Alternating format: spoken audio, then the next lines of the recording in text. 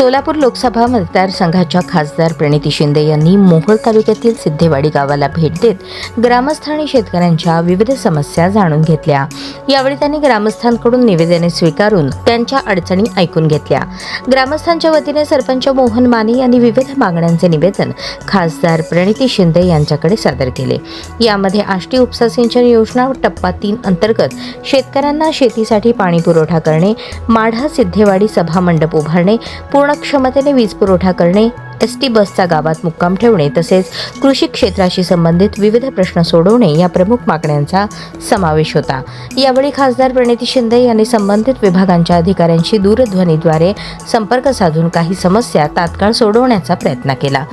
ग्रामस्थांशी संवाद साधताना खासदार प्रणिती शिंदे म्हणाल्या, गावकऱ्यांनी कोणत्याही समस्येसाठी माझ्याशी थेट संपर्क साधावा। सर्व प्रश्न टप्प्याटप्प्याने मार्गी लावण्यासाठी मी सातत्याने पाठपुरावा करेन। या ग्राम भेटी प्रसंगी मोहोळ तालुका काँग्रेसचे अध्यक्ष सुलेमान तांबोळी, जिल्हा काँग्रेस उपाध्यक्ष राजेश अप्पा पवार, सरपंच मोहन माने, जिल्हा समन्वयक मनोज येलगुलवार, जगन्नाथ माने, साहेबराव निकम, अजय यादव, भाऊसाहेब माने, दाजी मोहिते, सुनील खडके यांच्यासह ग्रामस्थ मोठ्या संख्येने उपस्थित होते।